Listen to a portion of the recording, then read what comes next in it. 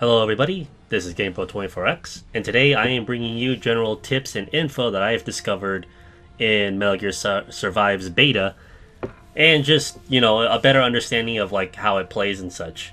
It is currently free right now for Xbox and PS4, so you can go out and try it yourself. So, let's go ahead and hop right on in.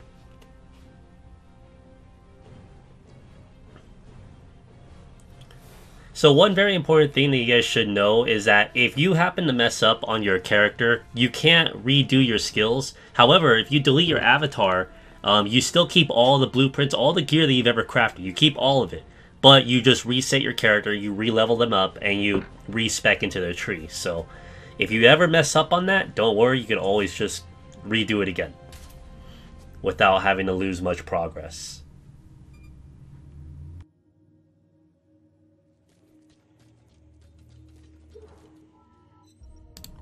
So here we have the skills section, and instead of just going through all of them, I'm just going to give you the quick clip notes on which ones to really invest for.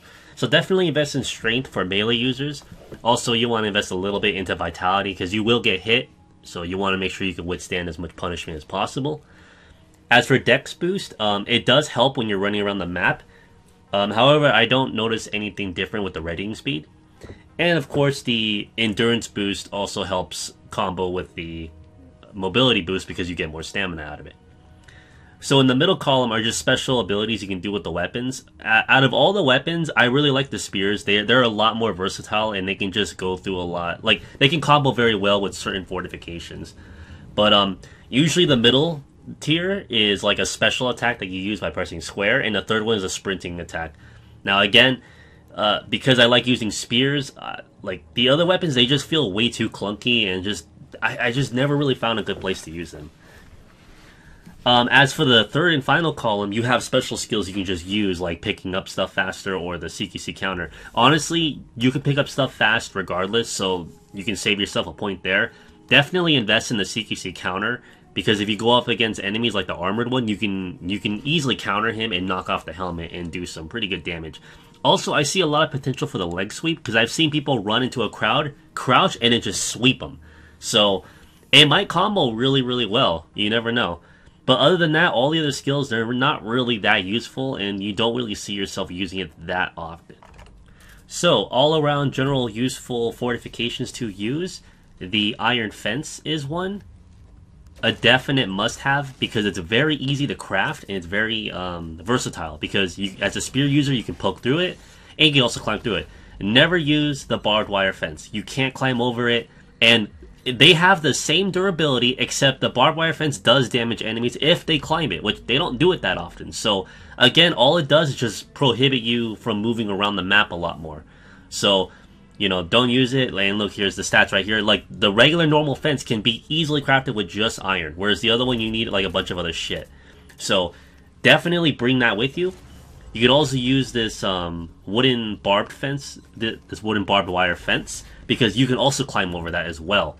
So again, anything that you can do to climb over is really helpful. Now with this barricade, you can't climb over it. There's a metal version of it where you can. I don't have it though, but I've seen it before. So normal barricades, the metal one, use those too, because you can climb over that. Like as much as you don't want the enemies coming in, they hardly ever come through. Your Molotovs are really useful. They're really easy to craft, so make those and keep them. Grenades, not too much, but they're doable, so definitely hold on to them for emergencies. There are two emplacements that you can use. The heavy machine gun type M is really easy to make out in the field, so definitely bring that whenever. But there's also a type D version, which requires a little bit more materials, but it gives you double the amount of ammo as the other one. But definitely go with the normal one that you get from the game itself, because, again, they're just super, super easy to craft, so you can easily do it in the field whenever you want. I also kind of recommend the mortar if you actually have the materials to spare for that. And as for your sentry, use the machine gun turret. It's really, really good, and really easy to make, too. The shock trap is also the easiest trap to make out of the four, special traps right there. Very, very easy to make, very useful, and you can combo it very well with the iron fence. I've seen people use the balloon traps. I haven't seen the electromagnetic net, but it's gonna work the same way. They're only useful for like one enemy, so I don't know. I guess you could put it around if you don't have anything else. But yeah, that's about it for fortifications. So definitely bring that. Your teammates will, well, they won't really thank you, but they will be able to move around and do stuff a lot more effectively without any interruptions.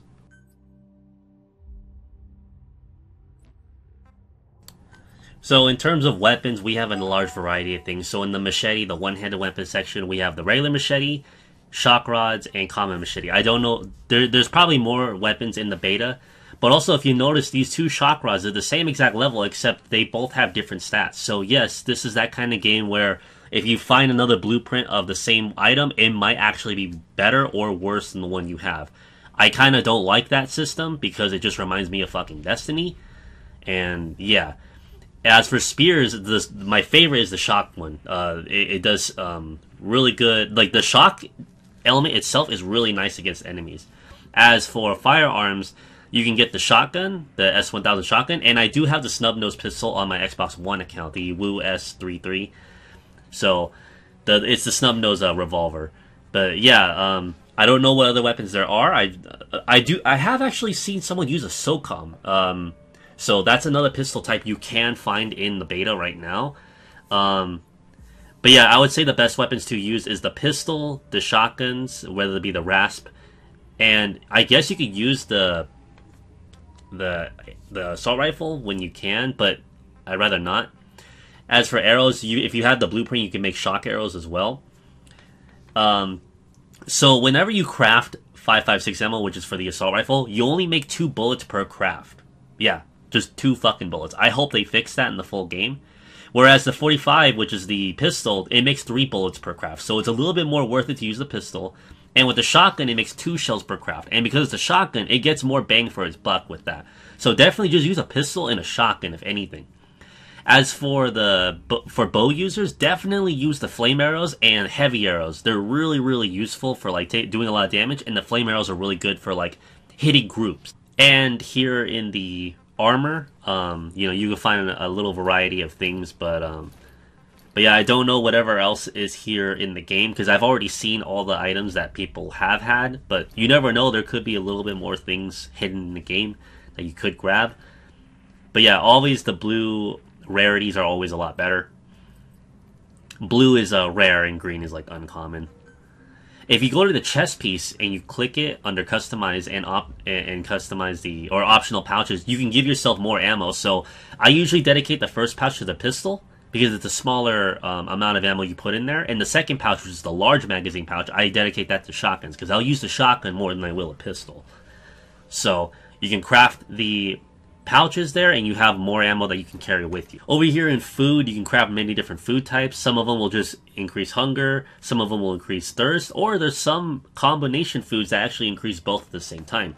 To be honest though, because of how short the missions are, you never really get to see the long-term effects of not eating or not drinking, so it's not really worth it. In the medical section, you will be using some of these items. I have a hard time finding poultice because I need this Slav Whorehound. I don't know where to find it yet, but I do know you can find it. But other than that, you will use a lot of these items, so be careful and, you know, make sure you stock up on ingredients to make more of that stuff. So I don't like all the other weapons, so I'm not really going to demonstrate them. But some people do like the machete, but, you know, more people like the spear, if anything. So with the spear, you have your standard 3 thrusts.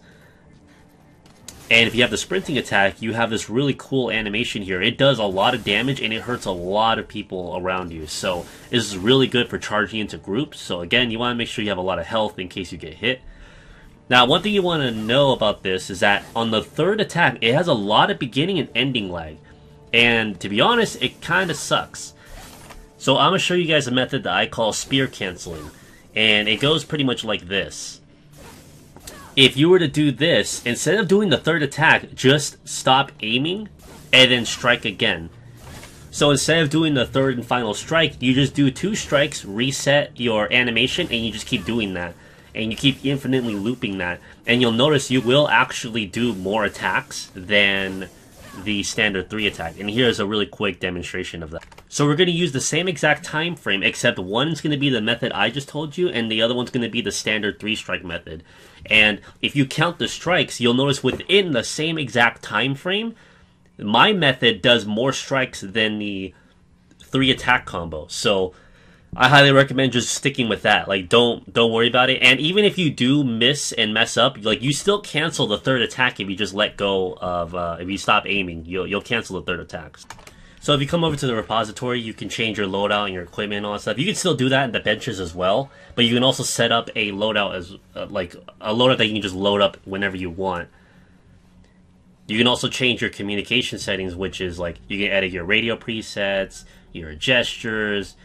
You can also edit your nameplate here as well. So if you want to get a really cool nameplate, all you do is just change it right here.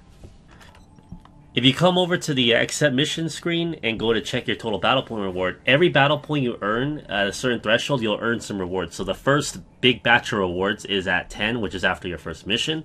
You just get a lot of good stuff that you will end up using pretty often if you listen to my tips. And it all goes up to 3,000, so it's not very hard to earn 3,000.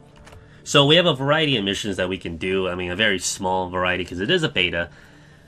But something interesting you need to know is that during the daily mission, even though it's one of the other normal missions, this is actually harder because if you look on the bottom, there's these things called battle conditions, and it actually does make the enemies a lot tougher. They either hit harder or they take more damage to kill.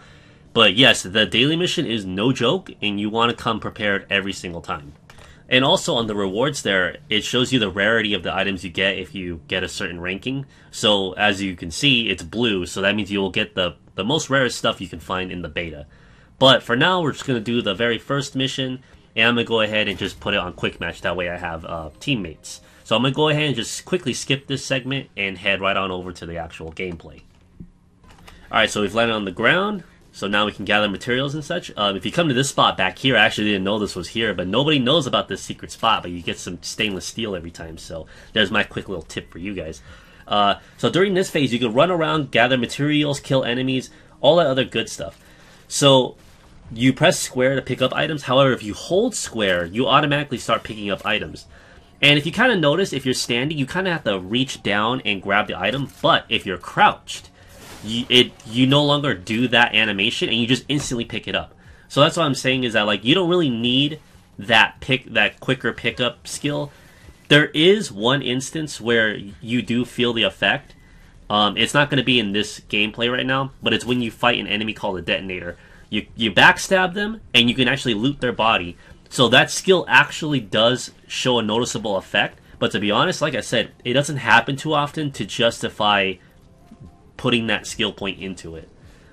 So it's best to just leave it alone. So some interesting things to also pay attention to is you now have stamina, and you want to just be careful of like how much you use. A really quick tip for like stopping while running, instead of just like letting go of the stick or whatever, like to be honest, it's way more difficult to just stop running normally than it is with this trick. All you do is just quickly crouch and then get back up. It's a really quick way to just stop your momentum than just trying to stop itself. If you look around the world or the map, you'll see these things called cluster of Cuban energy. Now, I don't know how it's properly pronounced, but it looks like Cuban, like with a C, so I'm going to call it Cuban until I know the proper pronunciation. Anyways, you gather this stuff, and all this Cuban energy goes towards the drill, and you get Cuban energy by killing enemies as well. You get like 500 per kill. But all of this is shared, so it's not like one person hogs it all. No, you guys all share it together. And the same thing with the materials. You grab materials, you head to the base, you deposit them, it automatically deposits, and everyone in your entire team can use the materials you've procured on the field. Now, with the whole weight thing, your armor does give you some weight. If you reach a certain amount, I think it's like 50 kilograms, you won't be able to sprint anymore, but I don't think there's any amount of armor that will get there. However, when you pick up items in the field, it does slowly add onto your weight. And I think that this also affects your stamina consumption when you're running, because I kind of noticed that after picking up a lot of shit, I start to kind of get out of breath pretty quickly. So it would make sense from like a technical standpoint, it would make sense if it does do that, but I haven't really tested it myself to really know. But you won't really see it in this, but if you've collected more than enough, you'll start to notice that you have like 100% weight, and once you get to that point, you can't sprint anymore. You can only just do that jog, which is the normal like run. And if you exceed 150% of your weight, you can't even sprint anymore. You just like do a slow walk. So be very mindful of your weight. It will show up on the bottom of your, like, you know where you see the spear and all that stuff? It'll show up on the bottom of there. It'll be like a little red weight symbol. And that just lets you know, hey, you're filling up. Watch the stuff that you're picking up.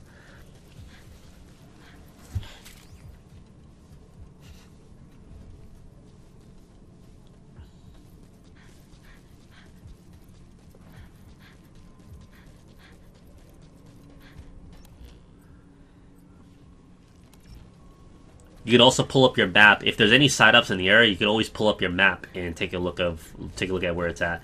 I think I just skipped a Cuban energy cluster, but the energy clusters are in the same exact spot every single time. So if you memorize where they all are, you can easily go to them and pick them up every single time. So there's two items that you can't switch out of your loadout, at least in the beta, which is this little crystal here and your wormhole generator. So with the crystal, it's basically like the magazines in Metal Gear Solid 5 where you toss it, it diverts their attention, and you just sneak up behind them and you stab them. There you go. Pretty easy. The enemies in this game, their like tracking abilities are a lot different.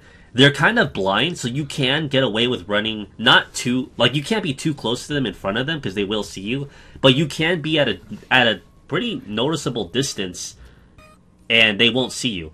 If you make a sound, they will try to investigate it, but if you use that little crystal and toss it, they'll investigate that new noise. So as you saw there, I used the wormhole generator. So this is something that Nightblue told me last night, is that if someone else places a wormhole generator, you pull up your map and you can warp to that wormhole generator. So if you coordinate with your team, you guys could have wormholes placed in key positions, and you could all warp to each other's wormholes and like heavily gain a huge advantage on the map. Now, normally what I like to do is I like to just, oh look, as you can see, I'm just building more fences because I forgot to do that. But like I said, because it only takes iron, it's not that much of a pain to build. But yeah, what I normally do with the wormholes is I place my own wormhole near the drill, and then I use it and come back whenever I need to. So when you interact with the drill, you have the option to speed it up, which you need to do all the time if you want to get an S rank. And you have other options like tactical support. We've tried using interceptor units, but we haven't seen what the hell it does. But there's also other options, but they cost like a lot of energy to use. Like the biggest one is like 100k. But you want to just hold on to as much energy as possible. But yeah, you can also break these drums for some iron. So again, this is just materials for me to build some more fences, which will come in handy later. The drill will only last 30 seconds though, so keep that in mind. And also, like, listen to it too. You'll hear it go down. And also, if you notice on the total iris energy, it turns yellow once someone activates it and speeds it up. That lets you know, okay, it's currently on, and if it's white, that means it's off. And here we go, just testing out my spear attack. And as you saw right there, it practically just like demolished that entire team.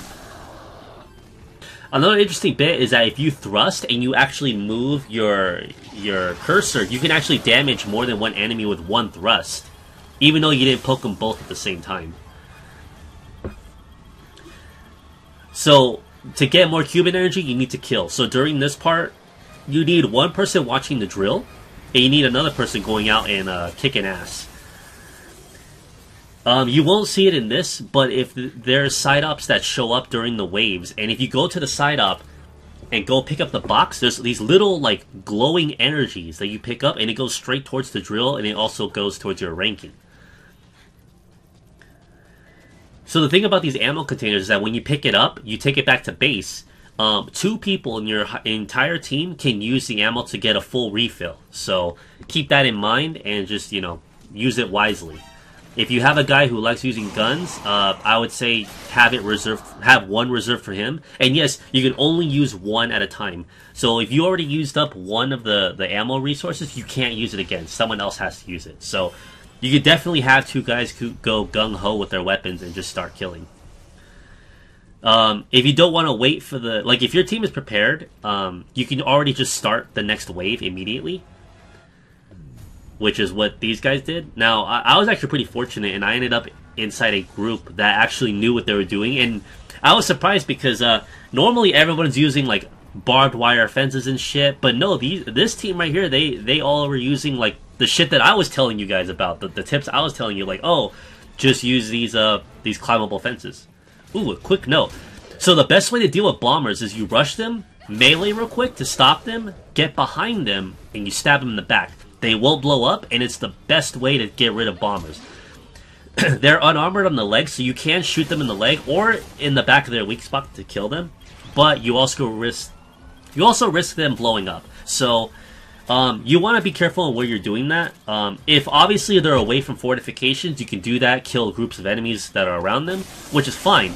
But if they're near like a fence and it's pretty pivotal and it's stopping a lot of enemies from getting through, you maybe want to go out there and like backstab them.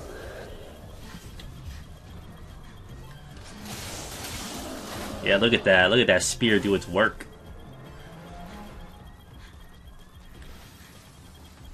But yeah, I was very fortunate to be with this team because most level 20s, everybody's using barbed wire fences, just all the shit that you can't climb over. And I was just very surprised that these guys knew what they were doing. So I'm glad to see that, at least in the beta. We don't know how much shit will change. I'm pretty sure it'll be the same in the main game. But yeah, the more people that know about those regular fences and shit, the better. Because I'm tired of people blocking off all the entrances with barbed wire fences, and I can't get over them to stop a bomber. I have to go literally all the way around just to stop a bomber, and, you know, it causes more problems than it does solve. So I would say that's kind of a design fail on Konami's part. But yeah, always gotta be sure to do the drill. Now, if you're doing the drill and running side-ups, you actually will have enough time to go run to the side-up after you speed up the drill, grab the box, and warp back to base. And you should have enough. You should have spent at least 30 seconds doing that, and you'll have more than enough time to go and reactivate the drill. So now, doing side-ops... Oh, I died. If you have revive pills, you can revive on the spot. And I don't really care. You get more pills every day, so that's good. But yeah, if you also just do nothing but the side-ups, it does go towards your score. So even though you don't kill that many enemies, you could end up being number 1. And I have multiple times. Let's see if I can get this group of enemies. Yep, right before the time went out. It's very good to kill them before the wave ends, because you don't get any points if the drill blows up and kills them all. So yeah.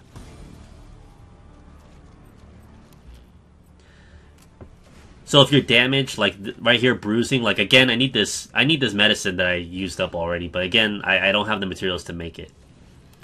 So right now the walker gears have appeared, so we're gonna go and grab those real quick because they do help for the final wave. And I would always advise people to always just keep a lookout and just go grab them immediately.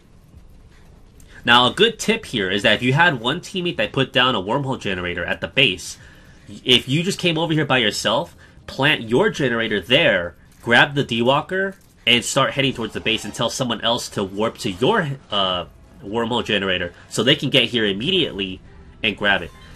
Now, you're going to notice that I accidentally destroyed my wormhole generator, but it's okay because one guy was already on his way here. But yes, you can actually destroy it, and you can pick up your wormhole generator, so it's no big deal, but you can only place one at a time, so keep that in mind. The walker gears still work like the same in the game, in the main Metal Gear Solid 5 game. However, they do have limited ammo. The game doesn't tell you, but they do have limited ammo. And if you're just using them, even if you never get damaged, this walker gear will slowly degrade and will die. So, it's best that if you grab them, bring them to the base, and get off. Like, just leave them there. Another interesting tip is that if you have gates around the drill, have them close enough to where you can still interact with the drill without having to jump over the gate. That way the enemies can't get close to the drill, and you can still interact with it without having the hassle or anything like that. Oh, also, if the enemy so much as touches the drill while it's sped up, it will stop it. So, be sure you make sure nobody gets close to it. Make sure the drill is heavily defended. So, just really keep an eye on everything. But I know it sounds like a whole lot, but once you do it enough times, it starts to become second nature, and it becomes very easy to use. So the biggest gripe a lot of people have are the controls. Because obviously everyone else is so used to Metal Gear Solid 5, this feels very jarring. Well, here's the thing though. I've played Metal Gear Solid 5 practically as long as anyone else. Like, I've been playing it since day one, and I've gotten used to these controls pretty quickly.